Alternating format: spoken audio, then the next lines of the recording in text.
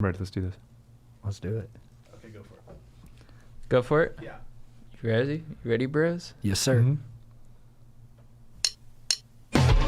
What's with me? Going deep, Chad and JT. Ooh, mama. Pinch my nipples and start the car. This is Chad Kroger coming in with the Going Deep with Chad and JT podcast. Guys, before we begin, I remind you once again that we are brought to you by Manscaped. Manscaped, thank you so much for keeping our trims pubed, for looking after our hogs, for making sure that our dongs and our bellends are looking fresh and clean, because fall and winter are coming and you need to make sure you have a nice coat, but you need to make sure it looks good. So it's like people are like, wow, are your pubes Gucci? And you'll be like, Manscaped, but close. So use code GODEEP20 manscaped.com. And we are also brought to you by the legends at MyBookie. Thank you, MyBookie, for sponsoring this episode. At MyBookie, winning season means watching live sports and betting live sports all season long. So, dudes, get on that money line with the promo code GODEEP. Get your first dollar deposit match, dollar for dollar, all the way up to $1,000, so you can get jumpstart on your winning season. Strider, have you been... Baby, I have not laid down any tasty action yet this season. Just because you know how unpredictable it was going to be, what's going to go on with the bubble, but yeah, I'm learning some stuff and just really enjoying fantasy right now. And, you know, JT's giving me a look right now. I can No, tell, I wasn't. Because last night I was the luckiest. I was the luckiest bastard alive, dude. Mm-hmm. I needed Harrison Butker to get less than 5 points. Mm-hmm. He got 3 points, dude. The Chiefs offense can't not score touchdowns. And he was like, he bricked an extra point and stuff like that. Yeah, he missed his first extra point, and then he missed like a 40-yarder going into the halftime to give him negative points. Mm-hmm. It was hilarious, dude. It was unreal. I mean, I was playing our buddy Bob, so he must have done something bad in a past life to deserve that bad luck. Or, you know, I'm just blessed when it comes to fantasy. You know, I set myself up for success. Team's not that good. My team's not as good as it was last year, which was the team that won and dominated. But this year, yeah, my team's not. Our buddy Greg's got the sickest looking squad this year. You went too hard into your philosophy of value. No. Unlike my team, which is looking ripe for domination. Yeah, getting dominated? Yeah. Yeah. Yeah, totally. Yeah, it seems like Strider has the good juju when it comes to fantasy. Yeah, and I am one who believes in juju. It might have run out. But you're doing well right now, right? Yeah, I'm in contention right now. But JT is correct. Like my team, no, the Pars are in trouble, dude. I mean, you're 2-1. I'm 1-2. How is it that different? I mean, well, you lost. Dude, you lost. 1-2? Yeah. Oh, dude. Yeah. Our league's tight. It's 14-man league. I guarantee you, in the next 20 years, I'm going to win a title. I guarantee you that. I guarantee because they'll never not have Saquon Barkley, dude. They just keep going big on Saquon Barkley. And I love Saquon. I watched him in college. I'm a huge fan. I love him. I'll draft him every year. I do. I would draft him as well. But it just sucks when he gets injured. But not for what I paid for him. No, you don't love him like I do. I wouldn't spend that $94. much. There's just other value out there that I'm going to take and capitalize on. Oh, like Fat Net for $35? Yeah, you know, everyone's talking like they're geniuses and they know everything. And Monday frickin' morning quarter cucks is what I like to call them. And they're just like, yeah, everyone knew he was going to get waived. You didn't know shit. It was market value. People were bidding at 34. Got him for 35. I'll take it. But you know what? Robbie said he was going to get waived. One guy. There's one guy who's allowed to talk smack. That's Robbie. Why? Wait, we're not allowed to talk smack that you made a bad pick? No, you can, but you can't act like geniuses where they're like, oh, 35, this, that. That was market value. Robbie I didn't know he him. was going to get cut. I thought you just picked a player that isn't that great and you paid too much money for him. A former first-round pick? I had him. A former first-round I've had him too. I got conned He into got it. hurt. I had him too, and he got hurt. He hurt his hand. I didn't that like year. him in college. When he was in college, dude, I thought LSU, he was overrated. He dominated. Dude, it was one tackle. That DB went flying over his back, which I don't even think was like... I thought it was the awkward physics of the tackle, and then all of a sudden he's like a folk hero. I know he was great in high school, and then it was just he would one run play. So hard. Check his college numbers; they're not like all time. Okay, maybe, yeah, I got to go back and check. Why is Robbie able to talk shit? Robbie was just saying that he was following the Jags, and he was like, "Oh, the writing was on the wall." Like they drafted a few rookies or whatever, and they're like, "Oh, they're going to go by committee," and they're not loving Robinson or loving Robinson's the rookie now who's playing there. But he's like, "Oh, they're not loving Fournette there," and he was right about it. I mean, they waived him, and we drafted a little bit earlier this year because of COVID and everything. So I got burnt with that. And everyone out there, just so you know, disclaimer: this was before he was waived. When I was paid $35. Of course, after a player gets waived, you wouldn't pay that much. So, you know, it's a timing thing too. But here's the thing: I'm sitting at 2-1. I'm looking okay. Get out of here. Fournette's also had a monster week. He's already, you know, got better numbers. Oh, monster week! Where at the 2 weeks. hometown buffet? He's not even that. He's not really, that he's not heavy. really overweight. That's why it's funny to make fun of him about it. But he looks like he could go that way. He's not Eddie Lacy, but you know, and Yeah, or Bettis. yeah, but The Bettis, bus. but that was him all the time too. It wasn't like the bus just was that size. I mean, his last year he was like 300 pounds. Yeah, he's a bus, big boy. The bus, I love to draw. great guy too. Yeah, I love him too. Yeah. Notre Dame, dude. Yeah, it's crazy. I think same dorm room as my brother. Oh, really? Maybe not. That'd be cool. Yeah. Great guy. All right. Well, I wish you luck in the rest of your fantasy football season. I hope it, just burns in flames. You don't win another ball game, and that all this shit I've been having to hear about for a year. Look, I mean, the truth is Strider has won the most. I haven't won a championship in a while. When was the last time you won? We didn't ask this, but I was in the Super Bowl 2 years ago. I lost, but the last time I won was probably 10 years ago or something. Yeah, but I won back to back. And how many have you won, Strider? 3. Nice. Yeah. Yeah. And what are I've won in you every last year? iteration. I've won in every iteration of the league. He Oh, means like snake draft and auction draft. And 12 men and 14. So I'm adaptable. I can change. These guys. To all you guys at home values sleeping, listening to this, Strider's talking about his Hall of Fame Yeah, dude, credentials. sweet dreams, because it's so sweet to dream about. It's just, you could fall asleep listening to that, put you in the right state of mind. Just everything's right in the world. Right. I'm sick. I'm twisted. Here's the thing. But I don't start the smack talking. The smack talking comes and I end it. And then guess what? Just win, baby. You end it. I win. I have like. I'm winning. I think you actually lose most of those exchanges, but I think the one. I definitely win them. And here's the thing: it's 13 guys. It's one guy justified, Robbie, and then 13 other guys just hopping on the train, acting like they're a bunch of geniuses, coming at the big dog. And I'm sitting there and I'm shoving them off. You can't see right now. Are you having a bad switch over to dream? the YouTube? What are you doing? Just shoving guys off and just deflecting guys off my shoulders, coming at me on that thread, dominating them, Chad. I do like the way you go after Ferraro. That's funny. Yeah. Yeah, it was. Here's the thing: you got to deflect and escalate. It's a good argumentative strategy when everyone's coming at you about Fournette. You got to pick a target, and I didn't want to single out Ferraro, but it just happened that I was matched up against him week 1. So whoever it was going to be, that's who it was going to be. Don't think you're special, Ferraro. And I had to come at him, and I go, look, Ferraro now has more to lose by everyone talking smack on me, and it was just true, than I had to lose by losing that game. And then some guys saw that. I got a few good heavy hitters in my corner. My buddy Ross, even Chris, JT's younger bro, was in my corner. He goes, I do want you to lose, Strider, but it would be funny if Ferraro loses. So. Yeah, my brother's pretty magnanimous. Yeah, he plays both sides earnestly. Yeah. Yeah.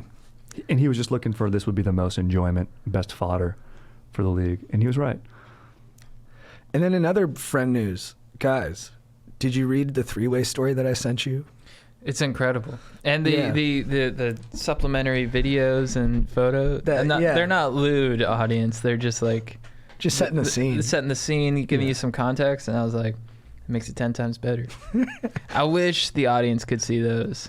Me too. Yeah. Maybe we can show them just the paintings. But basically, our friend was on Bumble. He moved to a new town. He had his roommate was really attracted to him and was trying to hook up with him a lot and might have accomplished it or something like that. And then it sounds like she very much did. Yeah. Can I say that? Yeah, I think she kind of. He described it as her forcing him to do it. Yeah. I don't know if we're allowed to say She blocked the door, right? Yeah. But also that's his interpretation of events. Yeah. I could also see that very much going where he was very willing. But then so he wanted to meet somebody else, so he gets on Bumble, and I guess he's a very handsome guy. I guess a couple women invited him over, and they told him all this up top just via texting over Bumble that they wanted him to come over to do Molly, paint, and then have a 3-way. Amazing. And so he agreed. He went over there, and he had they did Molly. They'd painted for a while, And then they had a three-way. And then during the three-way, he said him, I guess was one of the girls' names, really connected. And now they're dating. And it's just awesome. It's one of the best stories I've ever heard. It just, when my brother showed it to me, I got so excited. I knew he had to send it to all the text threads, and I was like, okay, this is a special day. And then the videos are them all painting together and giggling, and it looks like just one of the best times you could ever have. Yeah, totally. I was. It really fired me up. I thought part of it too is that they're supposed to like make love on top of a canvas with paint on it and like make that a painting. He said that's the plan for round 2. Oh, cool. They're gonna do Molly, cover themselves in painting, three-way on the canvas, and then see how it comes out. And actually, a lot of the paintings came out pretty good. They look cool. Yeah, I'd put them up in my room. Me too. I was like, these are all really good. Yeah, not bad. Yeah. But yeah, it's just, and it's a testament to my friend. He has very good energy. I mean, he's very handsome and he has a big dong. And oh, he has a big dong too. Yeah, he's fat hog. Yeah. Really? And then, Yeah. But he has the best energy. Sick. And I think people can feel that on him. Yeah. One time we were in Cabo and he met a girl who didn't speak English, and he brought her back to the house. Yeah. We all go to sleep. I wake up at like 8 in the morning. They're talking outside. They still hadn't had sex. They just stayed up all night talking to each other. They don't even speak the same language. Like, he's just like that. Yeah. Yeah, it's pretty special. No, he's a cool dude. Yeah. He's the best. Every time we hung with him, he's just down for the ride. Yeah. Whatever it is, it seems like he's just sort of like on the jet ski of life, just cruising. Yeah, like I Dude, well said. you wouldn't have to convince me much if you told me that our buddy's favorite part of that evening, where he had a three-way, was in fact the arts and crafts segment. Oh, Like, yeah. I believe that he was yeah. probably, he's like, fucking, this is nice. Like, Yeah. and I think most guys, just when they imagine a three-way, it's like, okay, I'm boning and I'm coming and it's fun, and then I'm done, and then it's sweet, and then I tell my friends, and it's like, no. It's the whole piece. It's the whole orchestration, even if that's a word, of events, starting with the texts, him sending those things to Molly. What are we putting on? A little Deep Purple. He's a classic rock guy. A little Deep Purple. He said she putting put that on. Yeah, oh, dude, that's what I'm saying. But dude, guess what? And that's when the cosmic connection started. Totally, baby. But he probably told her that in like Molly, you know what I mean? Yeah. Like, Right. they're connecting on some sort of level I don't know The about. subliminal. Correct. And then The telekinetic.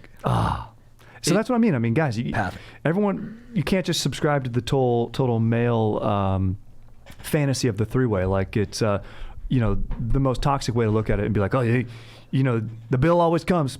You got to do arts and crafts if you want to have a three-way. But it's like, no, you got to love. It's not that work whole for thing. him. It's all part of the pleasure. Correct. Yeah, I mean, he's a Correct. romantic. Yeah. And then if I come into a three-way, I'm coming in like Johnny Ringo in Tombstone. I'm too coming in too hot. Yeah. I'm tense. He's Doc Holliday. He's laid back. He's like, hey, look, if we shoot, we shoot. If we don't, we don't. Yeah. That's the energy you got to have for that stuff to happen. All the So, ladies are coming into a three-way with me like Kurt Russell in Tombstone with a shotgun in the river. No. Seems like you almost gotta bring out like a lawn chair and just hang. Yeah. How do you think, if you guys had huge dongs, how do you think your personalities would have changed? Like, what do you think would have happened if you guys had big dinks? Oh, I would probably be an asshole. I probably would be less focused on fantasy, therefore have less championships. I think I would I don't think I would be. I think having a small, tiny dong like I do has made me work on myself in other ways, like, trying to be more charming. I was talking about this before the pod about like having social anxiety where like everyone needs to have like a good time at like a dinner or an outing where I don't know people, and I'm like, hey, are you having a nice time? Like, I'm very concerned about however someone else's time is going, but don't be concerned. Like, it's really about me though, making sure everyone's having a good time. It's a weird psychological thing. It's tiny dong talk, It's the tiny dong thoughts. But if I had a big dong, I think I'd be able to sit back at dinner and be like, I'm gonna get a burger and just like have a toothpick in my mouth and be like, kind of like Jon Favre is in that movie Four Christmases at the poker scene, like that. I don't remember that scene. It's like Vince Vaughn has like social anxiety where he's like beating him at poker, and he's like, I can lose if you want to. He's like, no, it's fine. And he's like a husband being forced to hang out with a guy that he doesn't really I think that's like. I Love You, Man. Oh yeah, that's I Love You, Man. Yeah. Fuck yeah, that's it. See, you make mistakes like this in fantasy all the time. Whoa. Dude, I think it's good if you had that big dong. That's a good lesson to like pretend to have a big dong when you're at like awkward dinner parties. Like if I'm at one, I'll just be like, what if I had a big dong? I'd be like, I just itch it right now, and I wouldn't worry about what anybody else was up to. Yeah. I also think like what would be different in my life if I had a big dong is like my first girlfriend probably would have stayed. And a lot of people are like, size doesn't matter. Like it's really about connection.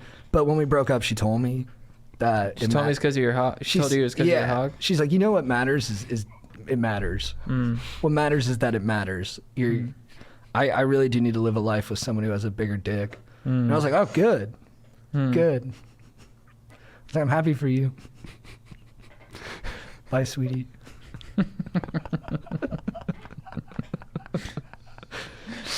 That's Miss you. That builds character. For sure, yeah.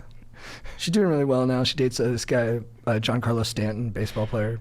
Yeah. Nice. Oh, he's a Yeah. huge hog. Yeah, he's got a big piece. Yeah. She found what she was looking for. Yeah, she's doing great. Yeah. He gets hurt a lot, though. Do you think she's probably not though? She's kind of like, this isn't all I thought it would be.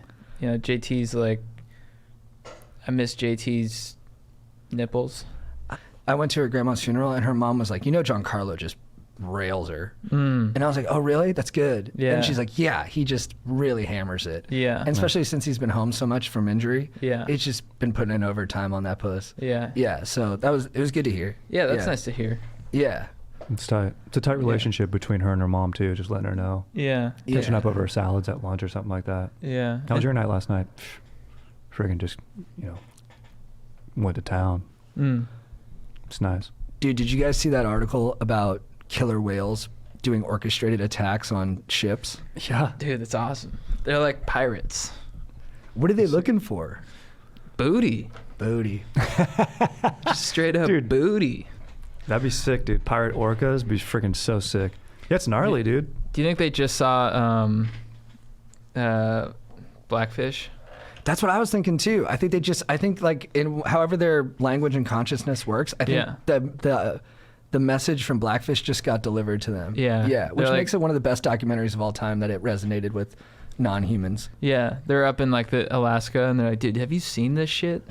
And now they're just going to town on the humans. They're pissed. Which we deserve. You know? Yeah. Have you seen Blackfish? Really sad. It's whack. Yeah. It's when they say that the dorsal fin flops over when they get sad. Yeah. It seems so obvious, but that's probably why it's true.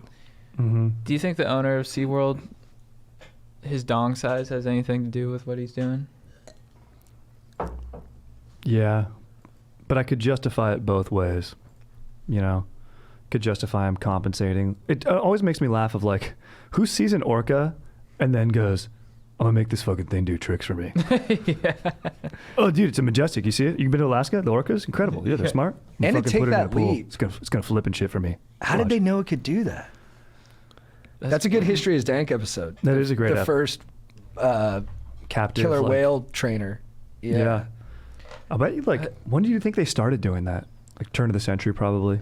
I'm guessing like 1900. 1920s or something. Yeah. Yeah. Because that's when they used to do. They do like what's the one about the girl who's losing her eyes and she jumps off the top thing. Wild with the Hearts horse? Can't Be Broken. Yeah. Great fucking movie. With the girl Yeah. from Scent of a Woman.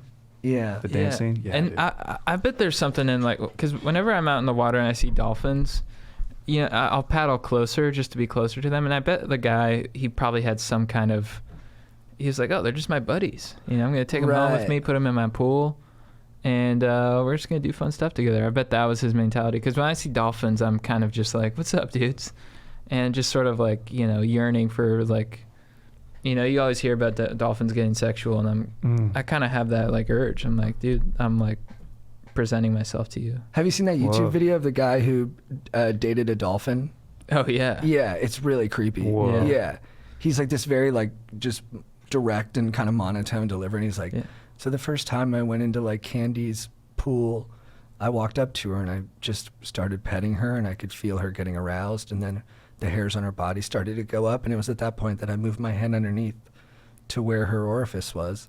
And I pressed my Called it hand the and said, orifice? something like that. And then he's like, and that was the first time we had sex. And you're like, okay. Yeah. You're like, you're taking a lot of leaps here, dude. Alright. Yeah. But they had like a 20-year relationship or something like that. I've watched it once and I'm fudging a lot of the details, but Did the dolphin die? the dolphin died after like 20 years, yeah. But I think at that point he was, they were poly. and he was dating other dolphins. Right. How can you Which tell is when so the dolphin's typical. consenting? Maybe he's like, he Well, I creates a think- system for that. I think that's the big The question hairs mark. are up. Yeah. Yeah, he's I a think, dolphin I raper. think it's when it releases the blowhole. You know? Is that true? Yeah, you just sort of like you rub it a little bit and it goes poof, and you're like, all right, insertion. Interesting. Very interesting. But I like the dolphin's got to confirm that. Otherwise, it creeps me out. But have you guys seen? Have you seen My Octopus Teacher? We kind of talked about this doing poker night the other night, so I watched it. It's kind of like the sweet version of that. This guy who's like a filmmaker and photographer, kind of is going through like a midlife crisis, and he's like, I just wanted to go back to the tide pools off like South Africa where I was born and just really reconnect. Dude dives in like 34-degree water with just fucking board shorts on and a snorkel. He's like, I want no scuba tank so I can really get up close. Discovers this octopus and films it every day for a year, dude. Like just really tracks its life, and so it's really interesting, and just very little is known about octopuses actually. And but he's kind of like, if you can kind of feel like he's on the spectrum a little bit to do that, and but he really connects with it emotionally, but not in a sexual way, and like loves it, and he doesn't interfere. Like it gets attacked by sharks, and he's like, fuck man, like I want to go down there and scare off the sharks, but it's nature. I can't get in the way, and I won't spoil anything that happens in the end, but it's good. It's a very, very sweet story. It's on YouTube? Netflix. Oh, Netflix? Mm-hmm. Cool. So, What show? It's called My Octopus Teacher. It's just a doc. Right. Why does he standalone call it his doc. teacher? You gotta watch and find out, dude. Teaches him about. Life? It's pretty loose and broad, like the lesson that he learns, but it's cool, and the footage is amazing. Right. Did you guys watch The Social Dilemma? No, I haven't watched it. Don't I know watched about 10 it. minutes. It's like the new doc on Netflix that's all about how, like, you know, scientists work around the clock in Silicon Valley just to control our minds, and to like, Whoa. we're basically, if you don't know what the product is on an app you're using or something like that, you are the product. Whoa. I messed that up somehow. But Yeah. basically, if you don't know what they're selling you. Yeah, it's That's your what data. it is. Yeah. And so they're just, the whole thing's just designed to keep us sucked in. I know. I've started. Whenever I see like trailers for docs like that, you're just like, look how fucked up society is, or look what they're doing to us. I'm just like, I'm gonna watch like Lion King, because like, ignorance is bliss. Like I'm staying in this golden zone of like Dairy Queen and But what sushi. if you Yeah. found out your phone was programmed to make you watch The Lion King? Oh, dude. Would that bother you, or would you still be like, The Lion King's so dope? Yeah, I'd be like, dude, nice work, Zuckerberg. Yeah, they Like, nailed it, dude. Yeah. Yeah. Freaking stoked. Not bad. Not bad. Yeah. But dude, I've started sleeping with my phone in a separate room, because it would be so compulsive, and my vibrator stopped working. What are you jamming your butthole with now? I've been trying to do stuff. I mean, Maybe a drumstick from a concert you went to? Chicken? You know, Ooh, no, I was thinking of like a drumstick, like a fucking. Oh, you know, like a you were at jazz Rush band. and Oh, well, threw it out. like Buddy I- Rich. I have tried the ice. Yeah, these jazz drumsticks would be nice. The ones with the little feathers on the end, like a butt plug, could Yeah. be really nice.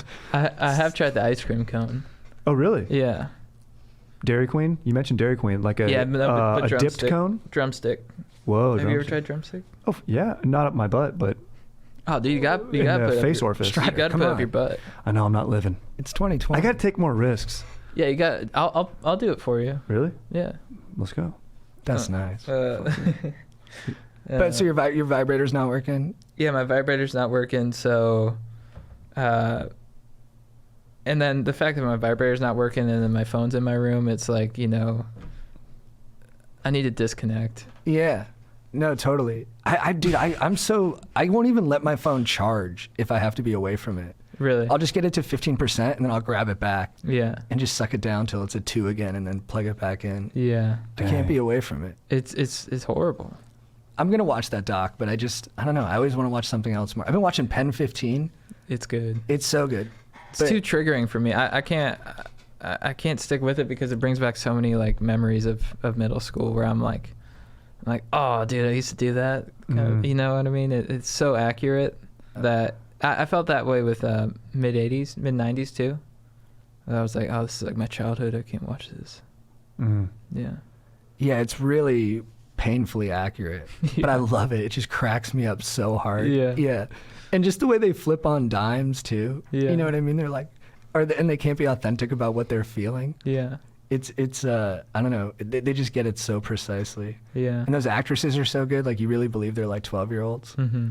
And the music's great because that's about the same time I went to school. Yeah. Oh yeah, it's the best. I started watching The Sopranos again last night. The best. It gets better every time you watch it. Yeah. There's just so many gems in there. I've got to watch. I still need to watch The Sopranos. You've never seen it? Part of a theory of me is like, this is like, you know how people have investments like an IRA or a retirement fund. I'm like, I'm just going to save The Sopranos for when I'm old and just enjoy it. Just like 30 years from now to have that to watch I think that's and cocky. really like it. Tomorrow's never guaranteed, man. You are right. Good call. You are right. Yeah. That is true, and especially with this pandemic. And I've had plenty of time to crush something, and I'm looking for something to. I mean, I'm watching The Boys right now, which I'm loving. I'm probably gonna start watching Pen 15 since you guys are all raving about it.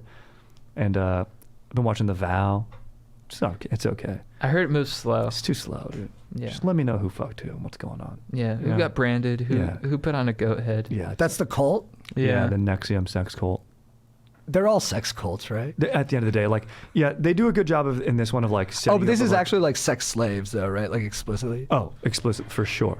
Like they literally are like, give us collateral, give us stuff you care about. If you don't have any, just make it up. Just talk shit on like people you care about and send me the videos.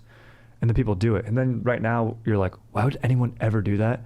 And the doc does a good job of like letting you know how they set up like stages with like sashes and like they do have a business center that they open up, and it's a classic cult top to bottom. But they slowly reel you in, and these are obviously the people that are in the deepest. Right. And it's just wild. Dude, I would get pulled into a cult so fast. Yeah, I'm not. I think it's a personality type for sure. I would never be. I don't think I'm susceptible to a cult. You got to wake up early. I'm out. Fuck that.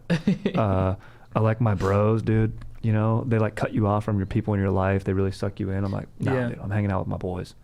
So you got your boys. I don't think you'd get sucked in, dude. I would get sucked into a cult for like a couple days, and then I'd be over it, and I'd bail. It'd be fun to visit you at the cult. Yeah, for like those 2 days, because that's sort of like. If you were happy, I'd let you stay. Yeah, I'll get obsessive. Yeah, dude, thank you. I get obsessive about things for like, you know, a short period of time, and then I bail. You know, so that's what would happen to me. I'd probably get branded and, you know, engage in some sort of activity, and then I'd be like, all right, I'm gonna go, you know, start reading about the Civil War. Hell yeah. Yeah, I think that's sort of the way my mind works. I'm thinking if there's like a Civil War cult too. Probably the reenactment dudes. Yeah. Ooh. Do you think they bone each other after reenactment? Two guys just really go off on their own narrative. Yeah, dude. That'd be an interesting like movie. Yeah. Two Southern soldiers who are in love. Yeah. It's like their own version of Cold Mountain. Because they'd be racist, but you'd also feel for them Right. because Yeah. they can't really love each other. Yeah. Yeah. I guess that is Cold Mountain, or Cold Mountain and Brokeback Mountain. Combine Yeah. the two of them. Yeah, That's a good pitch right there. Coldback Mountain. Yeah. Mm. I love Cold Mountain. It's a good movie, dude. Yeah. It's so long. It's like a novel of a movie. You're like, Yeah. fuck. Was it a book first? Yeah. Yeah, it makes sense. It's good, dude. I watched. Dude, Philip Seymour in that. Sorry. Go ahead. I was just saying Philip Seymour. He's a always beast. so He's a good. beast, dude. Guy brings it. man. Amazing. I watched The Founder on Friday. Ooh, You guys yeah. seen that? Love I it. know you've seen it. I haven't seen it. It's the McDonald's one, right? Yeah, I dude. love it. Yeah. A maniac. Dude, he just gets. He just fucks over everyone just so hard. Just ruins people's lives. Yeah. And more than he has to. Yeah. Just because he just wants to dominate. The guy who, Yeah. Ray Kroc, the guy who ended up running McDonald's. Yeah. He just stole it from these two like sweeties in California. Yeah. Who came up with like the entire concept of the fast kitchen and stuff like that. But Yeah. And it's their name too. Yeah. It's their last name, McDonald's. Really? Yeah. And he kept it, dude, just to dominate them He more. kept it. Yeah. Good guys, I did you a favor. People are gonna know your name. Yeah. Yeah. There's a good monologue at the end that he does about how the name is what makes it so like powerful. Yeah. He's like, McDonald's. It's got everything. It's got America. It's got promise. And you're like, oh, it kind of does. Yeah. It does, yeah. It's like it's wholesome. And I was so fired up on it because they were like establishing McDonald's and they were growing the company. I was like fired up and I was like, so I ordered like 40 McNuggets and a McFlurry, Mm. and then he starts getting into where he starts fucking people over, and I was like eating it. I was like, oh. You start throwing up the chicken nuggets. I couldn't stop, so I was like, oh, just crying. Those nuggets are so dank. They're so good. Amazing. What's your Yeah. favorite sauce for them, honey? Buffalo. I think I just go barbecue. Barbecue. I Straight get up buffalo barbecue. barbecue. Yeah, they're so dank. The fries. In college, dude, I lived next to an In-N-Out and a McDonald's. They were like right there in San Diego off like Balboa, dude, if you've ever been. Would just get an In-N-Out burger and McDonald's fries and just have the best meal ever. That's perfect. Ugh. Dude, we should get in and out after this. I'm down. I'm down. That sounds good. Some party. Flying Dutchman. I might only be able to do fries. Fries, I've been yeah. sick, guys. I got a really bad stomach virus, but I'm on the other end of it now. Mm. Being sick is the worst thing in the world. Mhm. Yeah. I would wish it on my worst enemy. It's the worst. And it creates the most fear. In that book, like, and it's kind of weird. Like, I felt bad. Like, if you're noticing on YouTube, a lot of times I just, like, we naturally gravitate to our seats, but I purposely distance myself from JT, which I feel bad about. No, smart. But it's just being smart. And I think a lot of us have that with COVID of, like, you know, visiting family or whatever. You don't want to make people feel bad, but you just got to be honest about it and talk about health. Everyone gets it, man. If you don't have your health, what do you got? It's tough. And, It's true. True. but also in that book Sapiens, dude, he talks about like how you can control people, speaking of mind control and stuff. And he's like, if you make somebody think that something's diseased or infested, everyone will turn on it. So like if you can call someone diseased, it even goes into like, you know, you can make the lines to like, oh, how there's like slut shaming culture. Oh, there's something wrong with that person. There's something sick of their head, or even mental disorders. I watched One Flew Over the Cuckoo's Nest, so I'm all blending this together. But if you make someone think that something's wrong with them and people buy into it, sick manipulation. That's so interesting. like everyone made- Herpes. That's why herpes Yeah. don't do that much. I mean, Yeah. it sucks, you don't want to have them on your penis, but it's really just the stigma of it. Correct. And why? Because when you hear someone has it, you're like, oh, they're defective. You know Yeah. what I mean? It ties into racial theories. Oh, people they're like grosser or less hygienic than another race or something like that. It's like, no, that's bullshit. Everyone's the Right. fucking same. Right. And I got Everyone- herpes. Yeah. Everyone can get herpes. Oh yeah. Except me in high school. Wasn't doing a lot of boning. No freaking shot. Let me tell you, you know. But are you being legit? Because there was some cuties who were into you. Strider. There was some cuties who liked you. There was, but I would shoot myself in the foot, man. There was one, we all had a crush on the same girl, and there was one time where I was hanging out with my boy, dude, and we're all hanging out. And JT had the hardest crush, dude. All right, JT crushed the hardest. Guys try to say that I crushed the longest, but that might be true. And I don't feel bad for liking someone the most. You love That's the how most I'm passionately. passionate. Yeah. Look, in hindsight, yes, but in high school, we Even would rip then. on you for it, but only to protect ourselves. So I'm sorry for that. But there was a time when we were hanging out, dude. It was a 2-on-2 hangout. My buddies hanging out with the other girl, and like they ended up dating, dude. And they kind of branch off. Like we're having a fun little, you know, we're like making food and chilling, and they kind of go branch off and hook up, and then it's me and the one girl, and it's like, well, you know, this is the time, right? Like we'll probably, if there's gonna be any time to hook up, it's like now. Mm-hmm. But dude, I literally could not stop making jokes. Like couldn't, like there was a point where I was like rubbing her back on the couch, and like it came to a point like you could feel it. You could feel the energy of like, all right, now I need to like not make jokes and like make a move. And I couldn't, man. And then literally, dude, she just goes, she like out loud, oh, like that, dude, just disappointed. She goes, should I just go burn us a mix? And I was like, yeah, burn us a mix. That moment on, it was in October, around this time of year. those moments stick with you. Dude, Pen 15 was trudging up a lot of that stuff for me. When I was in 7th grade, I dated a beautiful girl. She was like unbelievable. Like I remember one time I was at a movie theater. It was the first time we ever made out. We made out. I was so pumped afterwards. I left the movie to go get ice cream. Came back. I was Treat like, yourself. Yeah. And then after the movie, we were walking out, and my friend's like older brother was a like an usher there, and he's like, "Hey, are you with that?" He was like 20. I was like 12. He's like, "Are you with that chick?" I was like, "Yeah." He's like, "It's awesome." And then, but she was so hot. She was getting hit on by guys from like 9 different schools. One of the guys is this guy I'm friends with, Zane, who's like 6'5". I'm like 5'1". I'm like one of the smallest kids in my class. She's like 5'5". Zane's 6'5", starts messaging her like, "Why are you with this little dick shrimp? Like, you should be with me." He's like my buddy too. I'm like, "Zane, why the fuck are you making my life so difficult?" Yeah. I go over to this other guy's house. Zane comes over. My other friend Spencer comes over. Zane's like flirting with her, like in front of me instant messenger, and I don't know what to do. I'm like powerless. I just let him do it. Yeah. And I'm like, this is unbelievable. And then he leaves his instant messenger on. I talk to her as Zane, Whoa. flirting with her, and but her and I are on the phone at the same time. So I'm talking to her, having a normal conversation while she's talking to Zane on there, and I tell her as Zane to break up with me. I don't know why. Really? Yeah, and then she doesn't do it. I guess I was testing her. Interesting. Whoa. Wow. Crazy how like, dang, dude, that's gnarly. Yeah, my first kiss was kind of traumatic because it was with like a really hot girl, and I was like, whoa, like Hannah's like into me, like that was so awesome. Like I was like really I was fired up. Hell It yeah. was that movie theater, and then I was like trying to like I was like all right, let's date. Like you kissed me, that was awesome. Mm-hmm.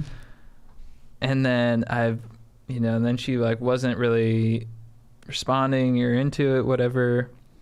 And I'm like to my buddy, because like my buddy was there and he like kissed another girl at the same time at the theater. The best. And I was like, dude, what? I was like, what's going on? Like, we smooched. Like, what? And he's like, it was part of a bet.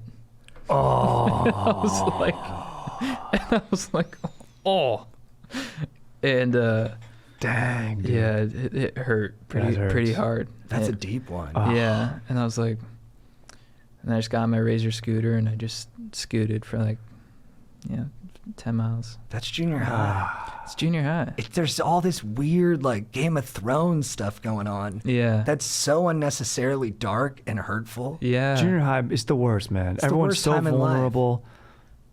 It's vicious, dude. Everyone's got something to protect, so shields are up at all times. Yeah. Bodies are changing. Everyone's a little ugly.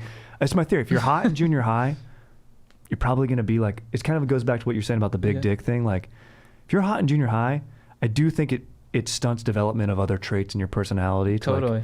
Like me, dude, I had horrible acne, was super skinny and lanky, of course, small dick. And so I was like, if I'm not funny, dude, because I'm not buff, I'm not strong, I'm not going to beat anyone up, I'm just going to die. I'm going to die a virgin. I'm going to be a loser. I got to be funny. I got to make jokes. And I could control outcomes. If I was being funny or made jokes, I knew I could understand how other people were reacting. Oh, they're just laughing. I know what that is. Mm-hmm. If I'm not being funny, if I'm being vulnerable, I don't quite know what the other person's doing. And so it's a control thing too. Yeah. It's just it's wild, man. And I was most afraid of not being able to control outcomes. I Yeah. wanted to be like funny, good at fighting. I wanted to, because if I could do both those things, then you couldn't beat me, basically. Totally. Yeah. It's such a rarity. If you're the funniest, coolest guy, but then you'll beat someone's ass, it's like, whoa, dude. Like, I wish you were my dad. Like, Yeah. dude, can you tassel my hair and tell me a story? Like, that's incredible. I have a fix for this. And then you're just like, is it a joke or is it a punch? All right, Yeah. joke. Yeah, joke will work this time. Exactly. Yeah. Yeah, it's crazy. Do you think that's natural in human beings, like when we reach that age, to sort of have that kind of mentality, or do you think it's a byproduct of like our schooling system? It is interesting with school that you're stuck together with the same people every day and Yeah. you can't escape them. Yeah. Like in adult life, if you're having a problem where someone's like bullying you, you just don't go to where that person is anymore. Yeah. And you just wash your hands of it. But when you're in junior high, you have to face all the discomfort from yesterday the next day. Like it's not going anywhere. Mm-hmm. And I think it is weird that we force people into that situation a little bit Yeah. where they have to like coexist in ways that might not make sense. Yeah. Yeah. Like some people are you just get a bad roll of the dice. Like you just get a psycho in your class Totally. who's just changes the entire dynamic of everything. And then people start laughing at them and thinking they're cool, and you become their favorite punching bag. And all of a sudden your life went from being like, all right, I was going to be all right, to like, oh no, this is going to be like the worst year of my life. Yeah. Mm-hmm. That's a very sad version of events. But when you're in junior high, your head's like ready for that at all times. You're like, this all could flip on a dime. Totally. Sucks. Does that make sense? Yeah. But it's so Totally. crazy. But what's the alternative? You know, like parents Yeah. got to work, kids got to go to school, they got to do something. They can't just. That's what I was thinking. I was like, if I we don't were in know. like a tribe, or if it was like if we were more of a tribal sort of society, Mhm. it'd be the same shit. Yeah. You'd be doing archery, and you'd all be stuck together, and then some guy would dominate you because he hit the bullseye. Totally. It's like summer Right. camp. Yeah. There's still same things happen at summer camp. That is true. What we were watching, it was talking about how like schooling was just like basically the whole reason we invented high schools is because we didn't want young men running around without anything to do. Yeah. Like, we can't put them in jail. Let's just put them in school. Yeah. Yeah, but we can't have 14 to 19-year-old men running around. They'll literally terrorize the entire, like, Totally. the entire environment. Yeah. And, you know, with the educated population, crime rate goes down. People are smarter. They're exposed to new ideas and thoughts. So it all works. You're taking up their time and you're trying to put good ideas in their heads to a degree. Yeah. I always wish I had more maturity in high school and in college to where I loved learning. Because I think when I was that age, it was just like, I just wanted to party and I just wanted to, like, get tan and, you know, do all that shit. But, like, but then when you, like, literally right when I left college, I was like, damn, I love learning, you know? So, like, before that, I was like, I think because, like, school, they made it just like a burden. They're like, oh, you got to read Huck Finn. And you're like, oh, dude, that sucks. They say youth is wasted on the young. For sure. True to a degree. That would be funny if you're, like, super into learning as a teen and then you reach, like, that adolescent kind of, like, mentality when you're, like, mid-30s, when you're just starting to light bags of dog shit on fire. Yeah. You know? I mean, to a degree, like a midlife crisis is that, but not like quite that. It's like, I need, like, you love little, like, Matchbox cars when you're a kid. Then when you're an adult, you're like, I'm going to buy a Matchbox car now and drive it around and hopefully meet someone younger than me. Yeah. And, like, my kid isn't who I thought he would be. So it kind of happens, dude. Shit My happens. kid isn't who we thought. Yeah. I'm terrified to have kids for, like, that reason, you know? If they suck. Yeah, if they suck. Yeah. I guess you probably, if you probably love them so much that you wouldn't even be able to tell. I think you would tell. Yeah. But I think the challenge is then to love them as if they didn't suck. Yeah. And you probably learn a lot about humanity in that process. Yeah. Mm-hmm. Empty the tank. Don't die with regret, dude. I'm going to say things like that to my kid all the time. Yeah. Look at me. You have to empty the tank. The worst thing you can do is die with regret that you didn't do enough. Get out there. He's like 4. Yeah. I'm like, go. Now get in that sandbox. Yeah, dude, yeah. Make like- something of yourself. And just tell him all the time, like, dude, like, there's just things you don't understand that are way bigger. Like, if they're mean, I'm going to have some good stuff for that. Mm-hmm. Like, you have to live with the bad things you do, and they will haunt you for the rest of your life. What if you have, like, an evil, like, serial killer kid, dude? That's what I'm saying. That's what I'm worried about. But can I Yeah. beat the evil out of him? I think he can. I think so, yeah. That's like what that show Mindhunter's kind of about. You know, are serial killers born or made? Interesting question. They've all been I- molested. Yeah, it's a vicious cycle. They've all been abused at a young age. I think most are made, but I think Yeah. there's just some bad apples where they just have something in their brain where, you know, even if they watch Care Bears the whole childhood, they just want to, like, chop someone's head off and wear it. And if we could brain scan those people and know which ones were going to turn out that way, what do we do with them? Is it execution time? Send them to the Orcas. Oh. If the Orcas can't fix them. No, I like it. Maybe the Orcas, I don't know. Go live with the Orcas. Isn't there a guy who lived with wolves? Yeah, maybe it's time to live with wolves. Go live with wolves. Yeah. You respect their culture. That's what the Spartans did, essentially. You know, when people were, I forget what it's called now, but they, you know, when you reach, like, the age of, like, 8 or something, you just go. You know, they're like, go live on, like, minimal food and just survive out in nature. And if you can survive that, then you could be a warrior. Amazing. That's such a hot 8-year-old Yeah. to be able to do that. It's crazy. All of them were forced into it. It was like to get them away because they're very, like, masculine. They're like, you need to get away from your mothers. Yeah. Like you're like with the mother the whole time. It's like you're allowed to be soft until you're 7, I think it was. Yeah. And then it's like, no, now you go out there and there's, like, dudes that are like, you're gonna throw spears. You're gonna fucking go talk to that wolf. And then we're gonna go kill someone, dude. You're like, whoa. You're gonna go talk I to that wolf. want my mom. Yeah. No. Such a bust. But dude, they're fucking cool, man. When they all get dressed up in the armor, Oh, it's yeah. cool. Yeah. Very cool. It's cool. They said that the other army used to piss their pants. They look so coordinated. Yeah. Everything was so shiny. The presentation was so perfect. The other army would just be wilting already before the game even started. And they had impeccable flow, too. They won the battle before it started. Like when the LA Raiders played the LA Rams. The Rams talk about it. They're like, we lost that game at the buses. They're like, we saw the Raiders get off the team bus, and, like, dudes were just, like, wearing leather jackets, fucking chain, like heads, like cool haircuts and stuff. This is like the 70s piercings. Raiders. 70s, yeah. And then the Rams get off and they're like, buttoned up football team, suit tie, like, team dress code or whatever. And they're like, we saw those Raiders, man, and we fucking knew we were The toast. Raiders. Where are you at on Chris Berman?